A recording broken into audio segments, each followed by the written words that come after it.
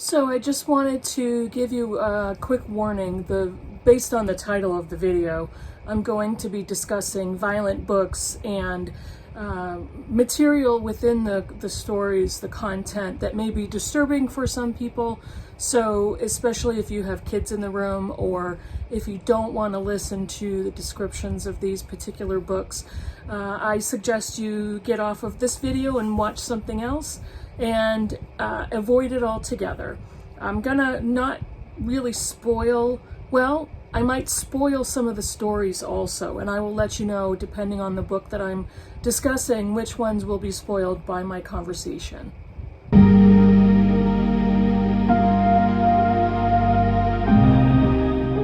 Hey Booktube, it's Kim at Middle of the Book March, and this video is a little different for me, but it's a topic I've been thinking a lot about since reading some specific books. And I wanted to talk to you about violent books that I thought were impressive, exceptional, or brilliant. And I wanted to talk about those books in an honest way and why I thought they're so good and why I was so impressed by them.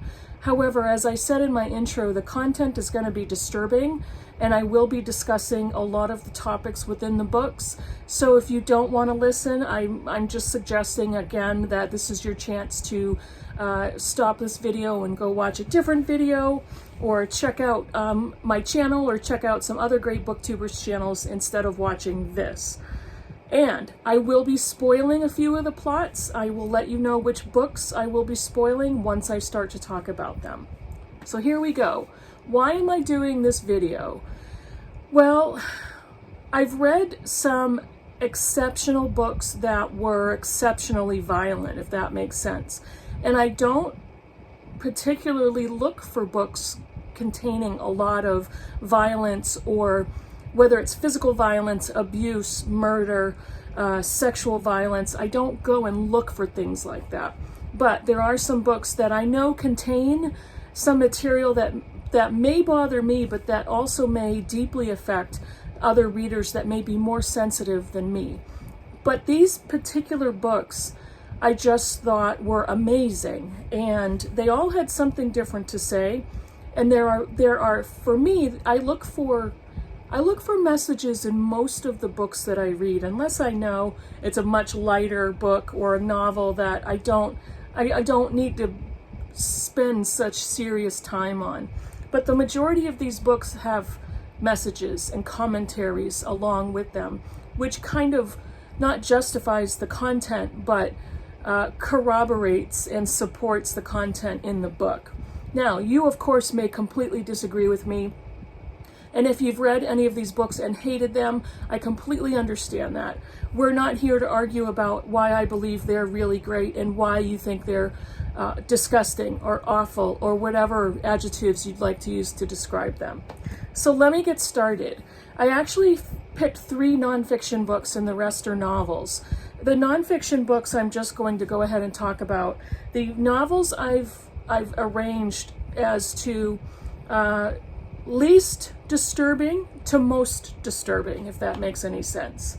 So the first book I wanted to tell you about, I read many, many years ago, and I've never forgotten this book. And part of it is because I never knew this history. The other part is it was so exceptionally violent and depraved that I was almost traumatized. And I read this as a much younger person. I was an adult, but I was a much younger person. I would say I was clearly in my mid-20s. And this is The Rape of Nanking by Chang. At the time, I knew of the events leading up to World War II. I was aware of the countries and the conflicts that were involved in World War II, but I had no knowledge of the history between Japan and China in the 30s. The Rape of Nanking happened in 1937, and it was the Japanese emperor and their administration at the time wanting to conquer China. And the emperor gave the okay for Japanese troops to go in and just pillage as much of the country as they could.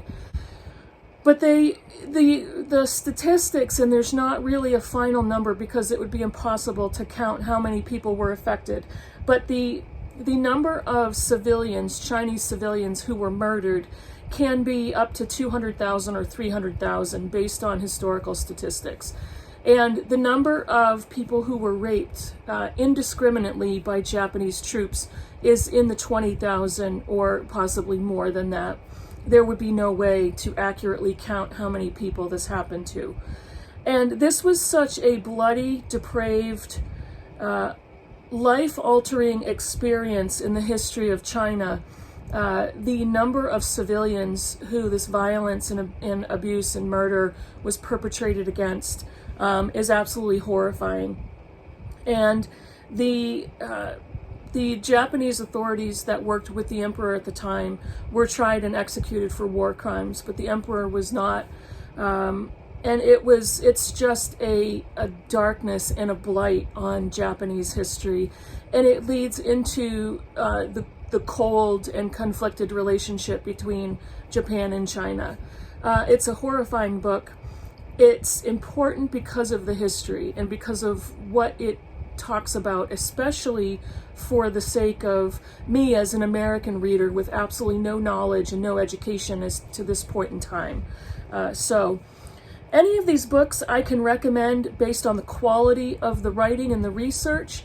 However, you should know going in, if you decide to pick up one or all of these books, that it could be life-changing for you mentally or emotionally to read these accounts.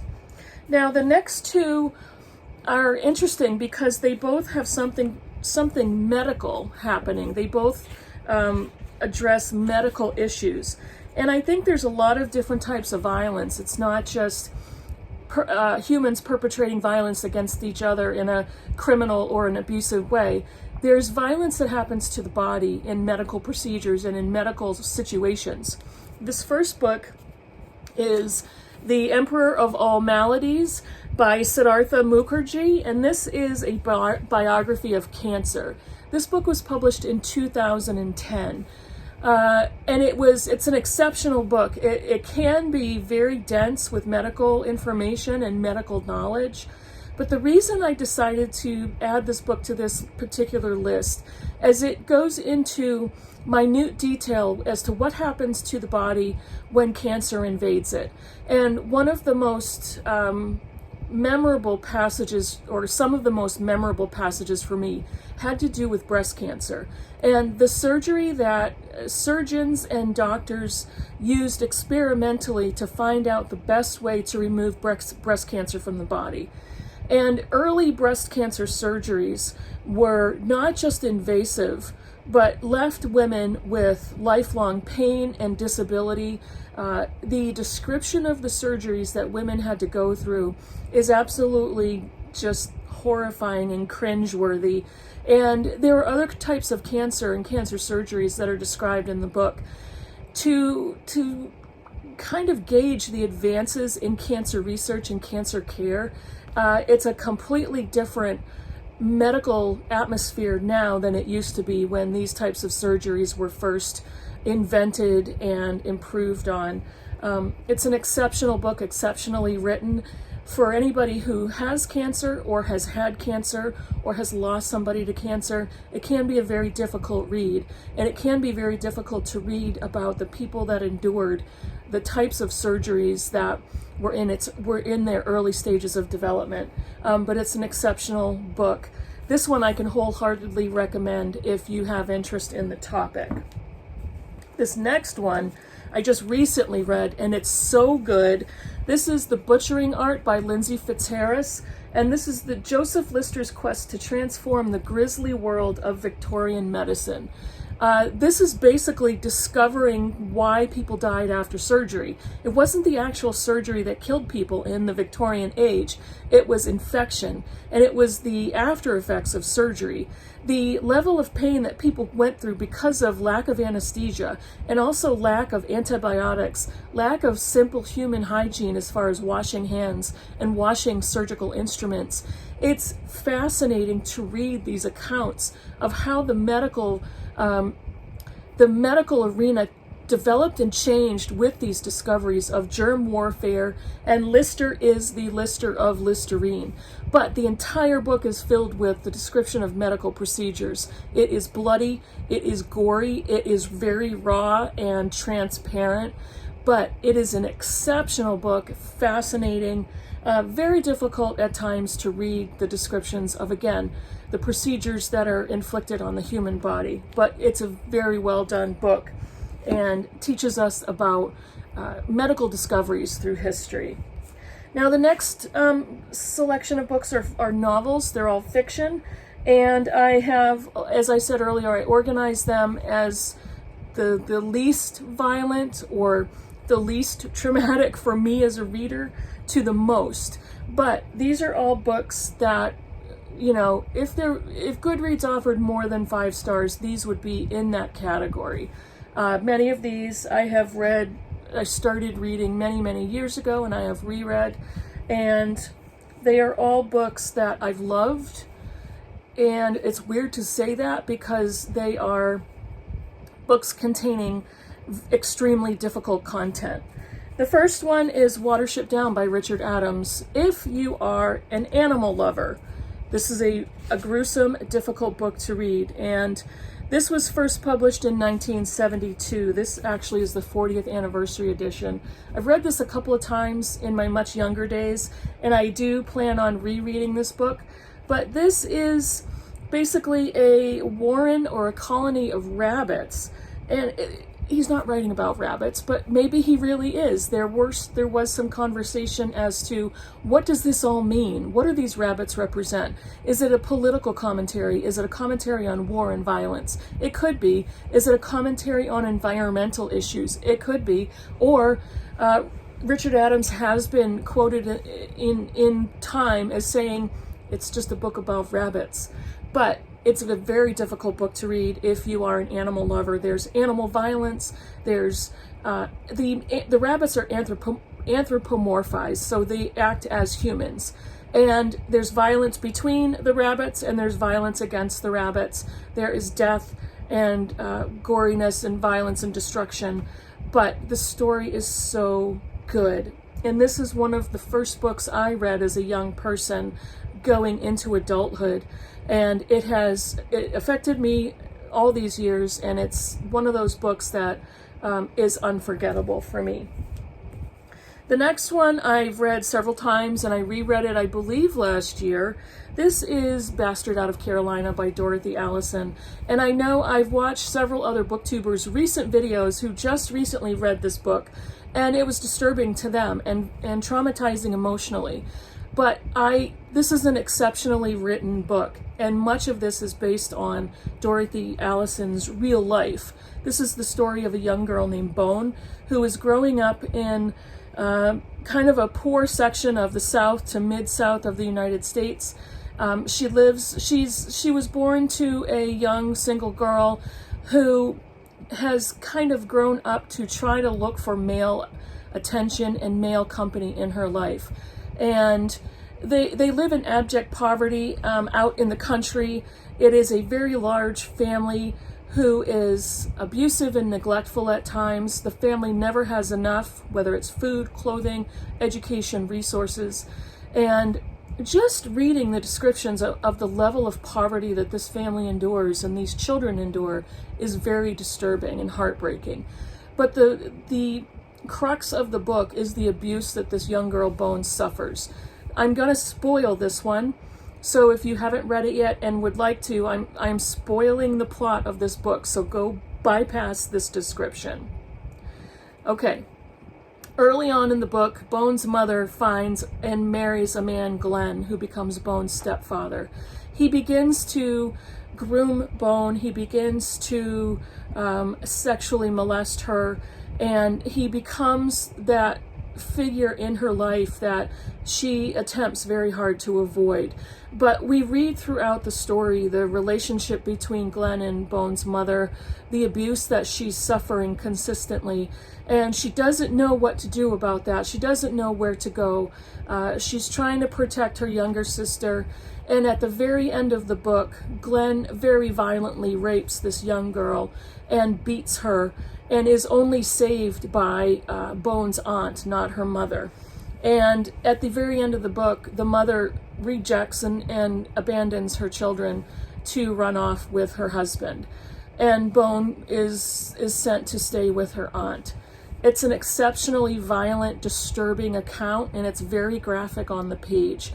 But Dorothy Allison's writing is magnificent, and she recreates the atmosphere of poverty and an abusive, neglectful family that actually works together to stay together, and in some weird, twisted way, they are there to support each other.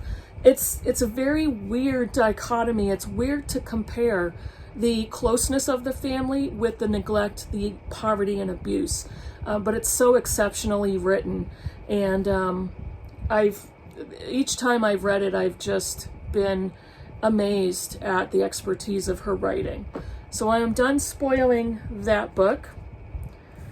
The next one is Beloved by Toni Morrison. I'm going to spoil this one as well. Okay, so go ahead if you don't want to hear the plot of Beloved. This is another book I've read multiple times. This is one of a handful of books I've read multiple times. It's one of the best books I've ever read. This is the story of Sethe, who is an escaped slave, and she and her children escaped to Ohio. It's kind of a magical realism ghost story. And we go back and forward in time, go back to when Sethe was a slave, during her escape, when she had her children, how she ended up in Ohio, how she's still avoiding slave owners and being detected as an escaped slave. We read about her, kind of her live-in husband, who is also an escaped slave, and their relationship, but also the abuse and the horror that he endured during slavery. But what we come to find out is she had an infant girl and other young children, and she was discovered by slave catchers and the authorities.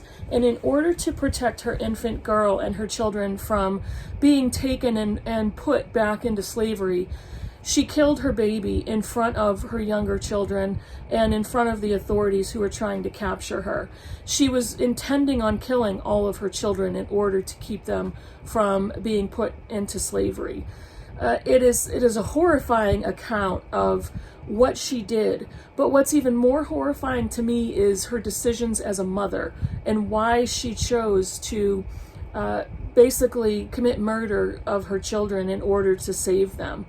And it's extremely poignant. It is extremely disturbing, emotionally gutting. And again, this is Toni Morrison. The writing is masterful, and I've never forgotten this book. And it's this one should be read by so many people. I don't think the next one, I'm all done spoiling Beloved, by the way. And this one is going to come as no surprise. This is A Little Life by Hanya Yanagihara. And this is such a polarizing book because people think it's trauma porn and other people think it's just a brilliant, masterful account of mental illness, of severe childhood abuse by religious people, by people you respect and expect to protect you. It is talking about forced prostitution and human trafficking, physical abuse, chronic pain, mental illness, self-harm, self-loathing, rape, physical abuse throughout the novel. This is not a short novel either. This is over 800 pages. But I felt this was such an incredible example of character analysis and character study.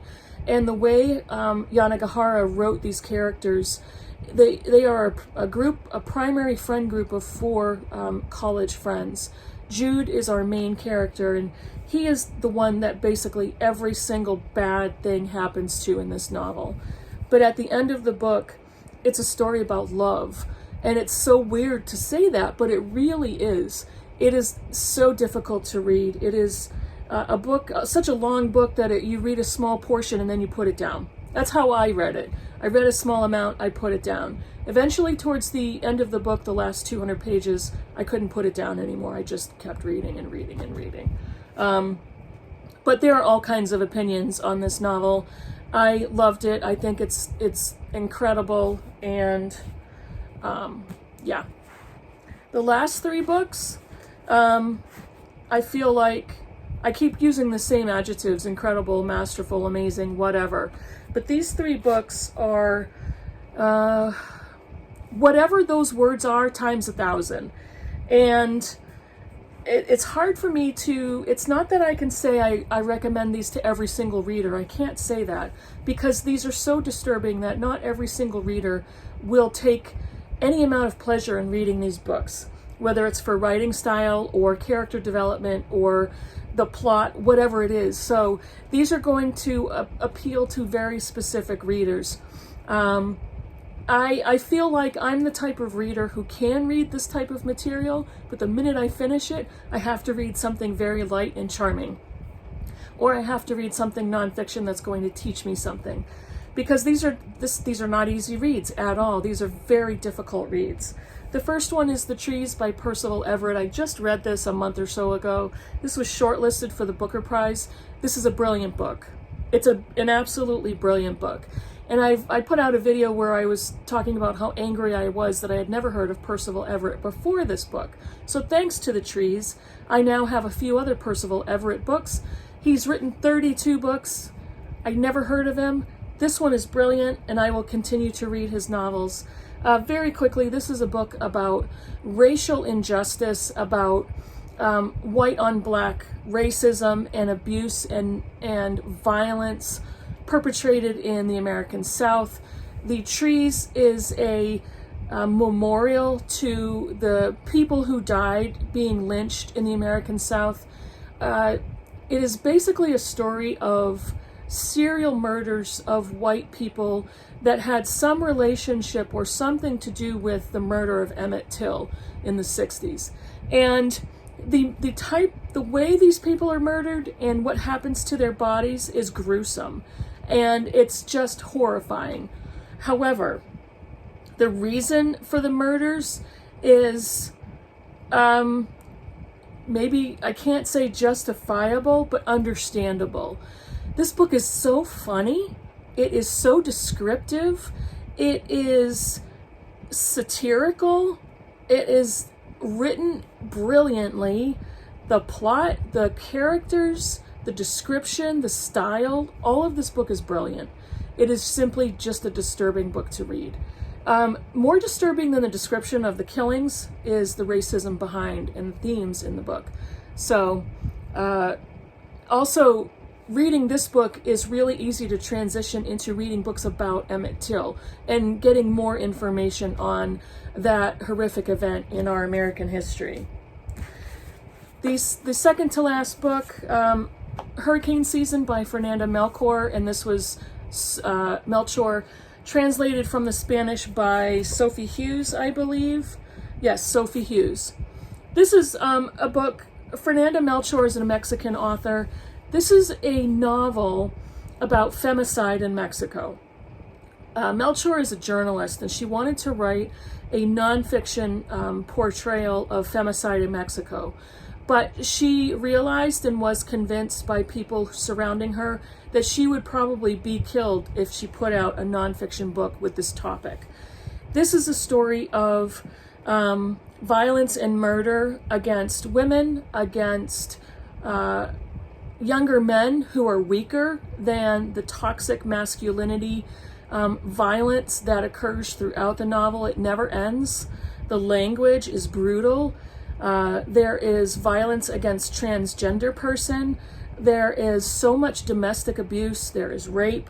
And the language itself is just filthy and dirty and horrific. So it's one of the most violent and most difficult books to read, but she's a master in the artistry of putting sentences together. And she is a master at driving the reader to continue. It's a very important commentary on violence against women, women disappearing in Mexico, women being murdered with no consequence, the severe level of toxic masculinity, and it's just a phenomenal book. This is a book that I just can't recommend to many readers. I can recommend it to readers who can stomach the descriptions and who can stomach the themes in this novel, but it's exceptionally done. The last book is going to probably come as no surprise. This is Blood Meridian by Cormac McCarthy. This is one of those books where as I was reading it, I'm thinking to myself, what is wrong with this man? What goes through his head that he's willing to put this stuff on paper? This is a novelization of a true account of a band of mercenaries in the American South along the Texas-Mexico border in the 1800s who were hired to kill and decimate as many native people as they could. The descriptions of violence and abuse and again, toxic masculinity is purely horrifying. And for McCarthy is known for writing books with violent themes and with the types of violence and the types of killings that would be very difficult for a regular person to even imagine, to even have those visions in their heads. But the things that he depicts on paper it's just disgusting and gruesome. It is a book about the infinite nature of evil and the lack of any empathy, compassion, the lack of any thought for another human or another living being. The potential for a human person to lose all sense of their humanity, to commit acts of atrocities against other humans, how easy that could be, and how once you're steeped in the level of violence and the level of bloodshed, is it possible to get out of that? Is it possible to be resurrected from those types of environments, those types of scenes, and that loss of your own personal humanity? The things that he describes in this book are almost traumatizing. There are scenes of violence at least on every other page in every chapter. Cormac McCarthy is an exceptional writer, but this is a book I will never pick up again. I still have a lot of my notes in here. I buddy read this with AJ from AJ Dunn Reads and Writes. I think we both felt very similarly about this book, but his writing is very difficult for me because his writing is exceptional, but I don't ever want to read another one of his books. I also read The Road, which I almost included on this list, but this one is far more emotionally devastating to me than The Road was. So again, another incredibly written book that would be difficult for me to recommend. And I have actually suggested to a few people, please don't read Blood Meridian. You will be sorry, because I think I know their reading taste enough to say it won't be a good read for you. So those are the books that contain enormous amounts of violence and bloodshed and gore that have impressed me in my reading life. And yes, it is a very weird topic for a video, and it's a very difficult conversation. And there are so many more books out there very similar to these. I only showed you a short stack of books that affected me in my reading life. So let me know if you have any thoughts on the content of this video, if you've read any of these books, and I really appreciate you watching. Thanks, and I'll see you in the next video. Bye.